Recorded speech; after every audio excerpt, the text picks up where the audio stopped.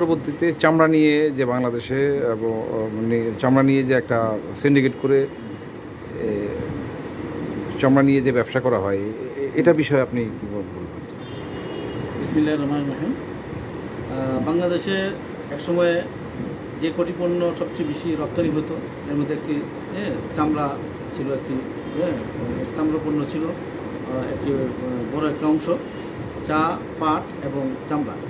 কিন্তু গত 54 বছরে আমরা বাংলাদেশের যে সরকারি যারাই ক্ষমতা আসছে, দেখা গেছে যে বাংলাদেশের যে পণ্যগুলো সবচেয়ে বেশি রপ্তানি হতো সেই মার্কেটটা আন্তর্জাতিক বাজারে আমরা আস্তে আস্তে ধীরে ধীরে আমরা সরকারের রাষ্ট্র পরিচালনার ব্যর্থতার কারণে আমরা সেই বাজারগুলো আমরা হাতছাড়া করে ফেলেছি। বাংলাদেশে আজকে আন্তর্জাতিক বাজারে পাট বা চা রপ্তানির শীর্ষত্ব নাই, মধ্যপর্যায়ে নেই। এর মধ্যে চামড়াটার যে দুরবস্থা আন্তর্জাতিক বাজারে, এটা খুব করুণ অবস্থা। কারণ বাংলাদেশে এই ছোট পরিসরে বিশাল 18 থেকে 20 কোটি মানুষের সারা বছর যে পরিমাণ গরু জবাই হয়, যে পরিমাণ গরুর চামড়া উৎপাদন হয়, এবং বিশেষ করে কুরবানি ঈদুল আজহা উপলক্ষে কোটির উপরে যেই গরু পশু জবাই হয়, সেটা একদিনেই যে চামড়া উৎপাদনটা হয়, এটা বাংলাদেশের এই চামড়ার উৎপাদনটা পৃথিবীর 57টি মুসলিম কান্ট্রির মধ্যে সবচেয়ে বেশি উৎপাদন হয়ে থাকে। তো আমরা এই যে চামড়াগুলোকে যদি বাংলাদেশ সরকার আরও অধিকতর গুরুত্ব দিয়ে যদি এগুলিকে সংরক্ষণ করা, বাজারজাত করা, আন্তর্জাতিক বাজারে আমাদের অবস্থান নির্ণয় করা এবং মাঠ পর্যায়ে এর ন্যায্য মূল্যতা যদি তারা দিতে পারত, তাহলে এই চামড়া থেকে বাংলাদেশের শত হাজার কোটি টাকা একটা আয় হওয়ার একটা সম্ভাবনা থাকতো। কিন্তু আমরা দেখতেছি গত 17 বছর ফেসিবাদ সরকার তার যে দুর্বল কূটনীতি এবং অর্থনৈতিক যে নীতি ছিল, সেই নীতির কারণে আমরা দেখছি যে চামড়ার বাজারটাকে একেবারে পানি করে দিয়েছে। এবং এমন পর্যায়ে হয়েছে যে গরুর চামড়া, কুরবানির চামড়াগুলো কোনো মানুষ, কোনো ব্যবসায়ী, কোনো পাইকার কিনতে চায় না। মানুষ এই গরুর চামড়া, কুরবানির চামড়াগুলোকে মাটির গর্ত করে পর্যন্ত পুঁতে দিয়েছে এবং খালে বিলে এগুলিকে নিক্ষেপ করে দিয়েছে। চামড়া কেনার লোক পায় না, চামড়ার দাম নাই। এটা যদি আন্তর্জাতিক বাজারের সাথে যদি সঙ্গতি রেখে যদি বাজারে যদি এই চামড়ার দামটাকে আরও বৃদ্ধি করা যেত, তখন চামড়া থেকে পয়সাটা আসে।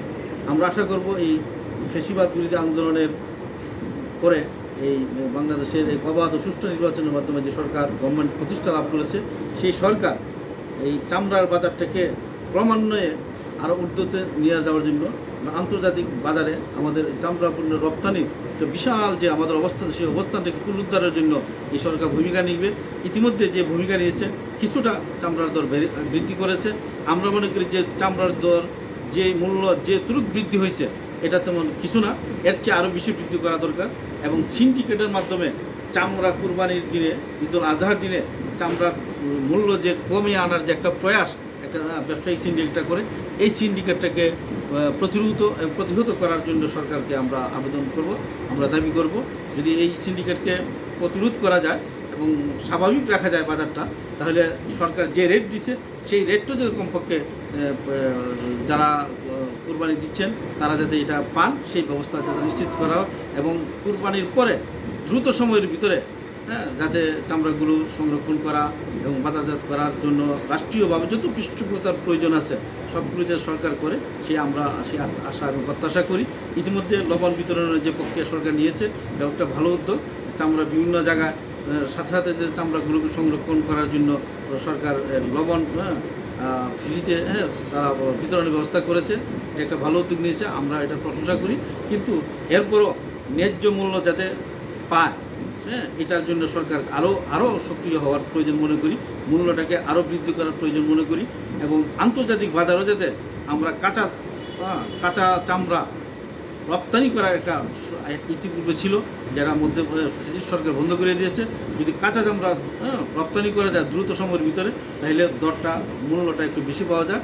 সেই ব্যবস্থা যাতে সরকার দ্রুত সময়ের ভিতরে, এবছর তো কুরবানি ঈদ হয়ে গেছে, আগামীতে যাতে আরও দ্রুত গতিতে আন্তর্জাতিক বাজারে আমাদের এই চামড়া পণ্যের জন্য যা করা দরকার সব প্রক্রিয়া যাতে সরকার করে, সেই আশা এবং সেই প্রত্যাশা আমরা রাখি। বাংলাদেশ পার্টি।